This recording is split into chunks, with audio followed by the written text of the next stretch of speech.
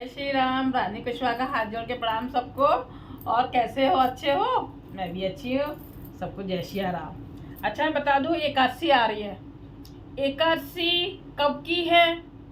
ये 11 और 12 में हो रही है। तो व्रत 12 तारीख को रहना है। मैंने महाराज जी से भी सुना था कि ये व्रत 12 तारीख को रहना है। मैं आपको सब बात बताती हूँ। और ये पुरुषोत्तम मास में पड़ रही है।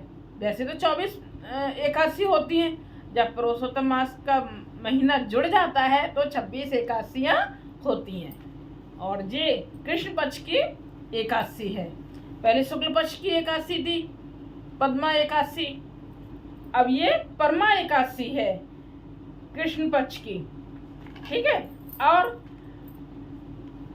जो मतलब अधिक मास बोलते हैं, पुरुषोत्तम मास बोलते हैं, लौन का महीना बोलते हैं, ये अलग बहुत ही महत्व देने वाला महीना है, बहुत ज़्यादा।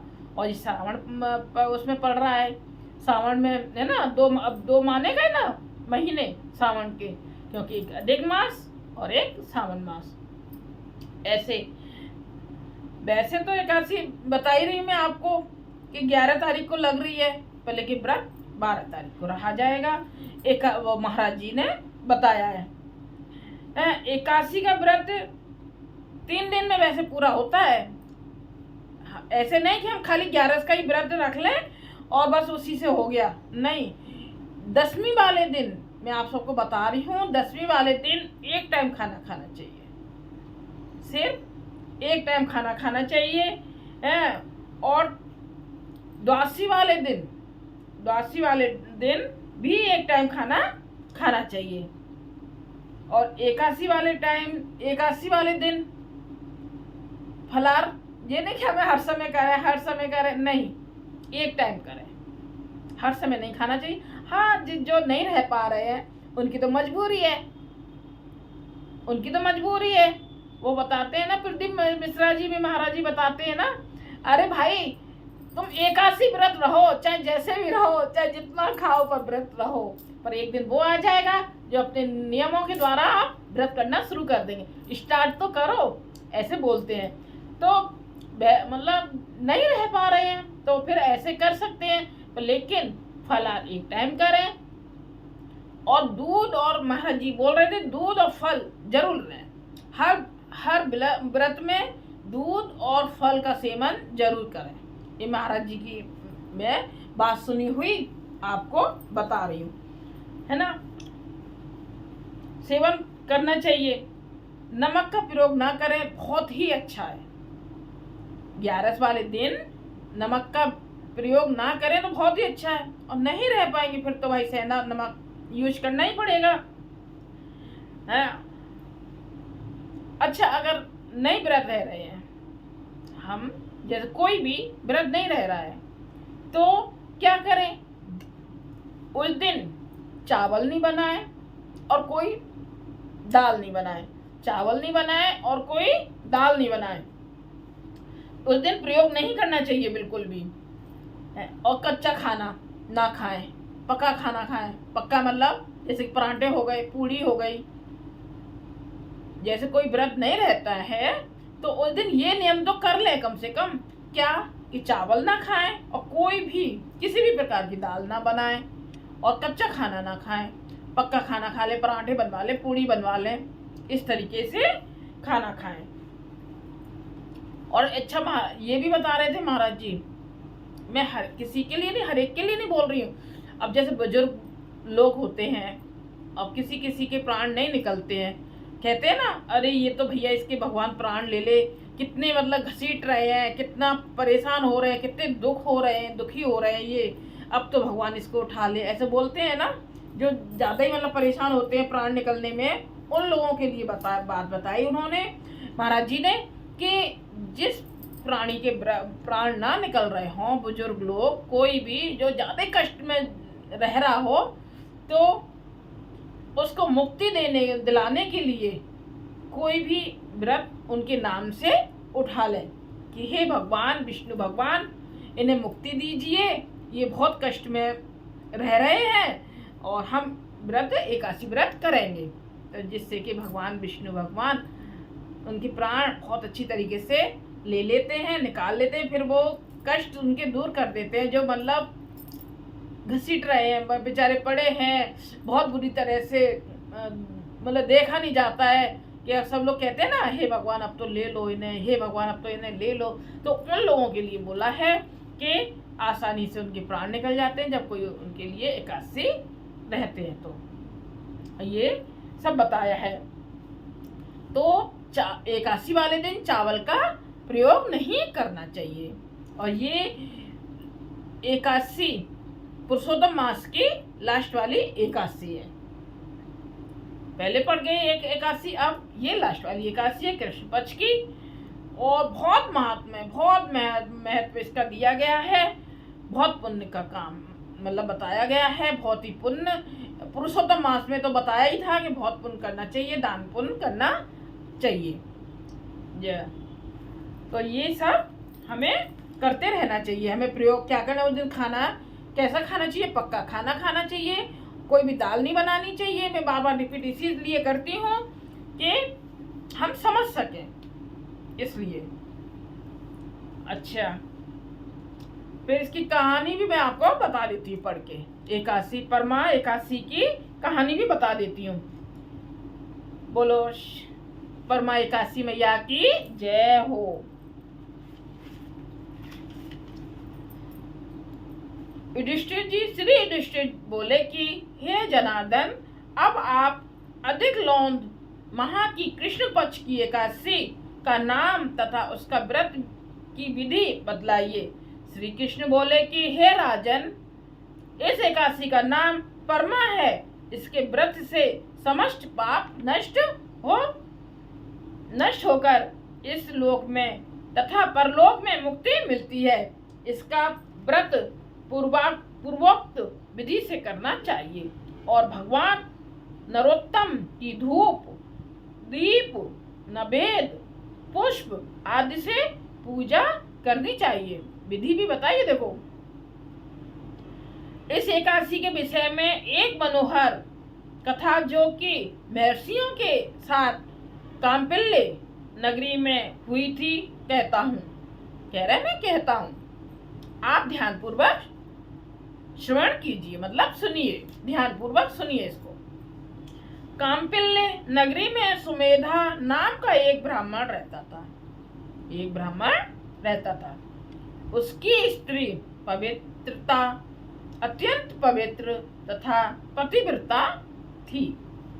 वह किसी पूर्व जन्म के कारण अत्यंत दरिद्र थी। उसे भिक्षा मांगने पर भी भिक्षा नहीं मिलती थी।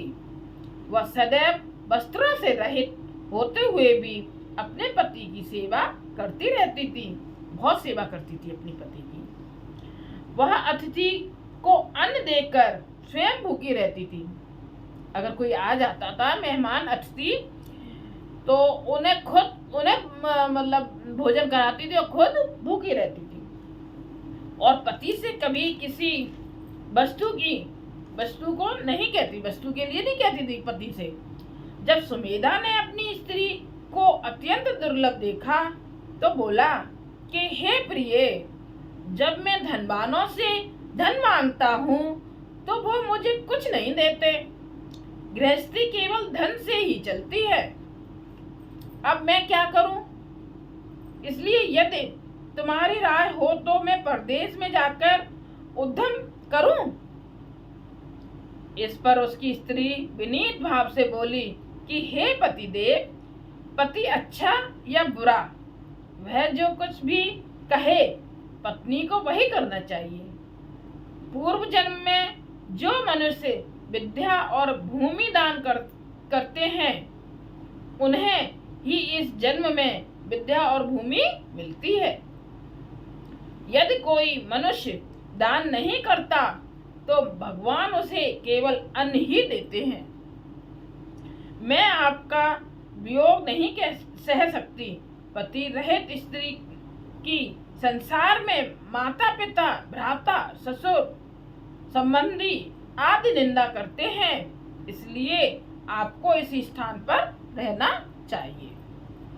एक समय कौंडल्य मुनि उस जगह आए। उनको आते देखकर सुमेधा और पत्नी ने उन्हें प्रणाम किया और बोले, हम आज धन्य हैं। आज हमारा जीवन आपके दर्शन से सफल हुआ। उन्होंने उनको बैठने को आसन तथा भोजन दिया।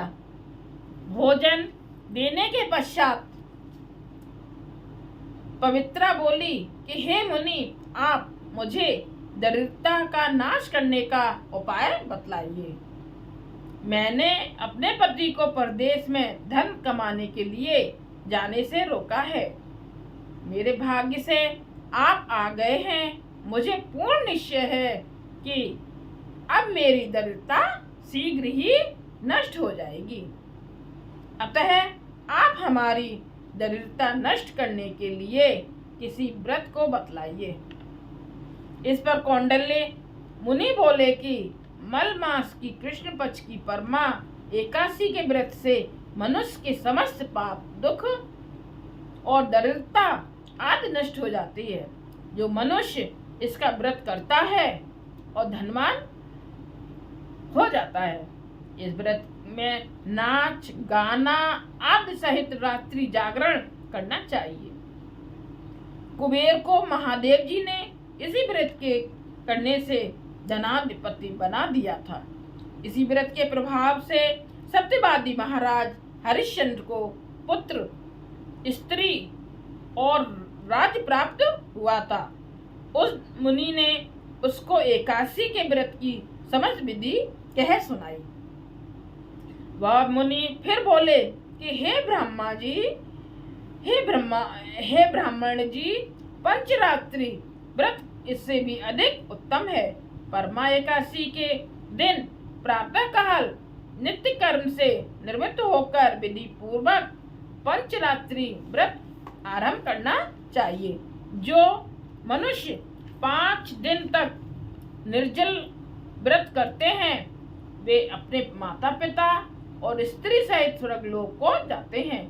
जो 5 दिन तक संध्या को भोजन करते हैं वे स्वर्ग को जाते हैं। जो मनुष्य स्नान करके 5 दिन तक ब्राह्मणों को भोजन कराते हैं उन्हें समस्त संसार के भोजन कराने का फल मिलता है। इस व्रत में जो घोड़े का दान करते हैं उन्हें तीनों लोकों में दान करने का फल मिलता है।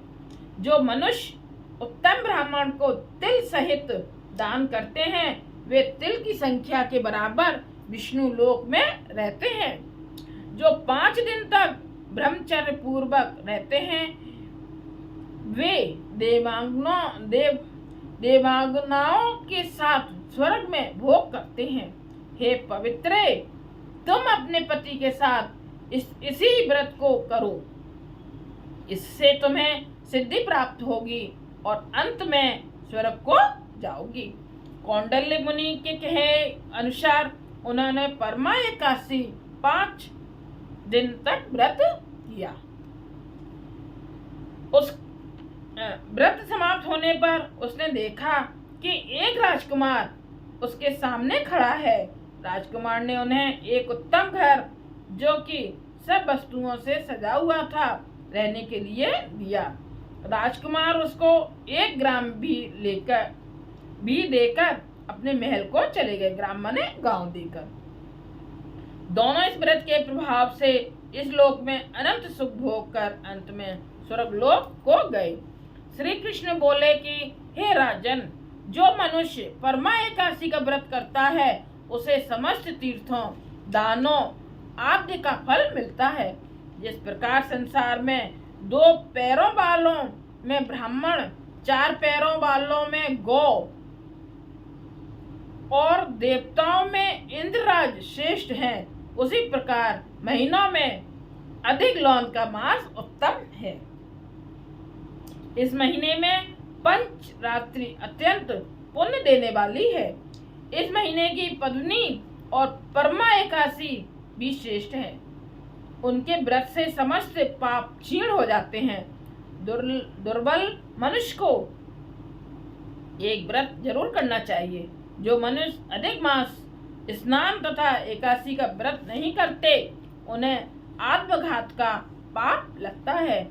यह मनुष्य योनि बड़े पुण्यों से मिलती है, इसलिए मनुष्य को एकादशी का व्रत अवश्य करना चाहिए। हे युधिष्ठिर, जो आपने मुझसे पूछा था सो मैंने आपको बतला दिया। अब आप इसका व्रत भक्ति पूर्वक कीजिए।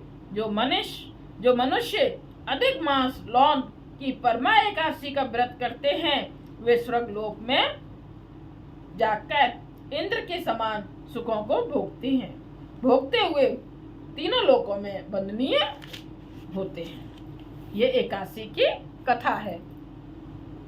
युधिष्ठिर जी पूछ रहे थे किनसे? श्री कृष्ण जी से, तो उन्होंने ये कथा बताई। अच्छा, कथा सार। जो मनुष्य ऋषि मुनियों का सम्मान करते हैं उन पर भगवान अवश्य ही अपनी कृपा करते हैं। लक्ष्मी इधर उधर भागने से नहीं मिलती, बल्कि युक्ति पूर्वक श्रम करने से तथा ईश्वर की कृपा से प्राप्त होती है। जय एकादशी मैया की जय।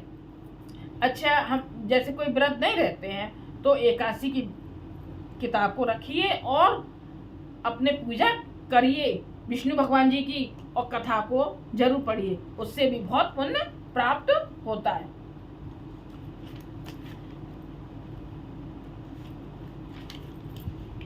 अच्छा, एकादशी की आरती भी है ना, तो आरती भी मैं आपको सुना देती हूँ। एकादशी भी मैं गा देती हूँ।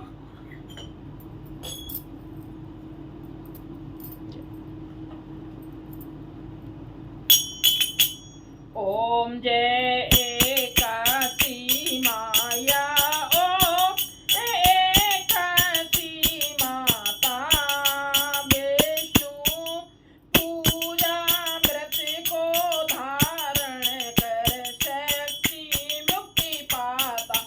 ओम जय एकादशी माता, तेरे नाम गिनाऊं देवी, भक्ति प्रदान करनी, ओ मैया भक्ति प्रदान करनी।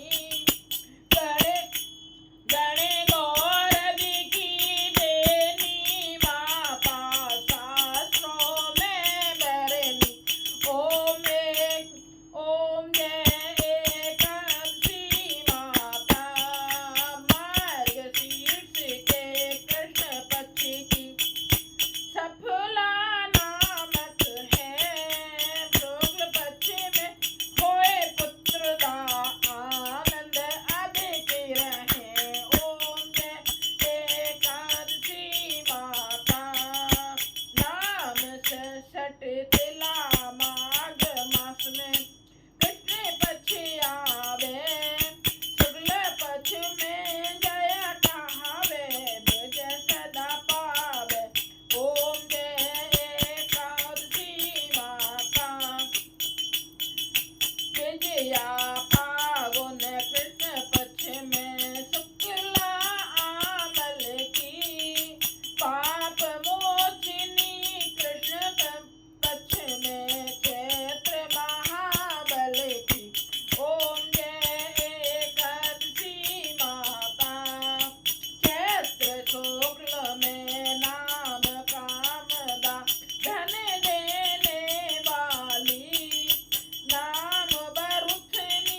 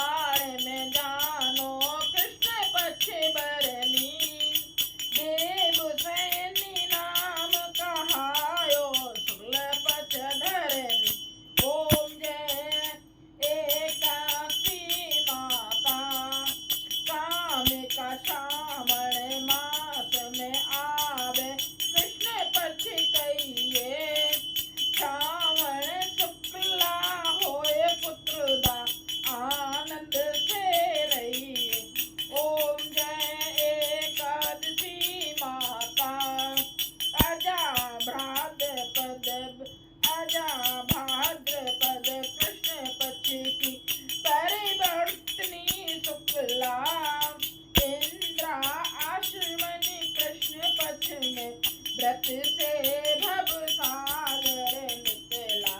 ओम जय एकादशी माता।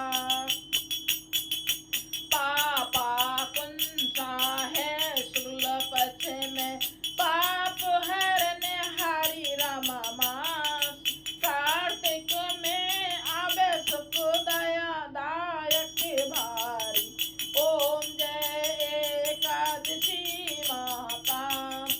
देवोत्थनी शुक्ल पक्ष की दुख नाशक में आ। लौंद मास की करू विनती, पाप करो नया। ओम जय एकादशी माता। शुक्ल लौंद में होए पद्मनी, दुखदार देहरनी। परमा कृष्ण पक्ष में होती, जन मंगल करनी। ओम जय एकादशी माता। जो कोई आरती एकादशी की भक्ति सहित गावे, जन रघुनाथ स्वर्ग का बासा निश्चय वो पावे। ओम जय एकादशी माता। जय एकादशी माता की जय। अच्छा, गीता सार मैं बता दूं, इसमें गीता सार भी है ना, छह है, 5 है, 6 है। नंबर 1, क्यों व्यर्थ चिंता करते हो, किससे व्यर्थ डरते हो? कौन तुम्हें मार सकता है? आत्मा ना पैदा होती है और ना मरती है। नंबर 1।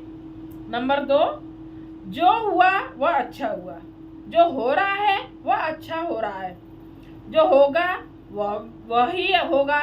तुम भूत का पश्चाताप ना करो, भविष्य की चिंता ना करो, वर्तमान चल रहा है। तुम्हारा क्या गया जो तुम रोते हो? तुम क्या लाए थे जो तुमने खो दिया? तुमने क्या पैदा किया था जो नाश हो गया? ना तुम कुछ लेकर आए, ना जो कुछ लिया यहीं से लिया, और जो दिया वो भी यहीं पर दिया। कितनी अच्छी बातें हैं। जो लिया इसी भगवान से लिया, जो दिया इसी को दिया। खाली हाथ आए और खाली हाथ चले। जो आज तुम्हारा है वो कल किसी और का था, परसों किसी और का होगा, और तुम इससे अपना समझकर मस्त हो रहे हो। बस यह प्रसन्नता की तुम्हारे दुखों का कारण है। परिवर्तन संसार का नियम है, जिसे तुम मृत्यु समझते हो यही तो जीवन है। एक क्षण में तुम करोड़ों के स्वामी बन जाते हो और दूसरे ही क्षण में तुम दरिद्र हो जाते हो।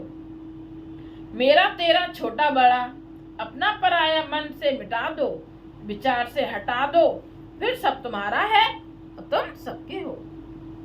ना यह शरीर तुम्हारा है ना तुम शरीर के हो।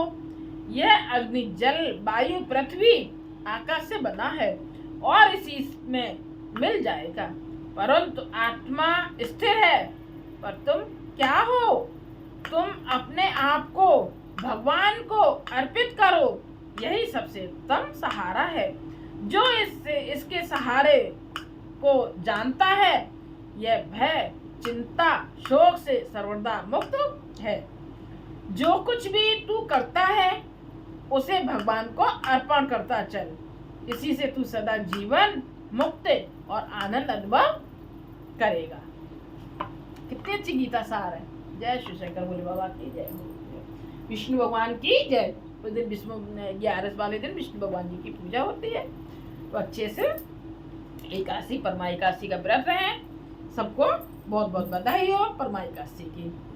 और उस दिन चावल नहीं बनाने हैं, कोई भी दाल नहीं बनानी है।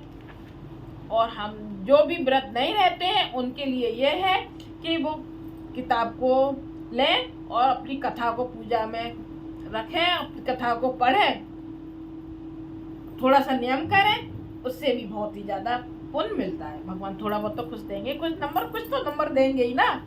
जैसे हम पास हो जाते हैं, हमें नंबर मिलते हैं पास होने पर, तो ऐसे ही भगवान हमें थोड़े बहुत तो नंबर देंगे ही, कुछ अच्छा करेंगे तो।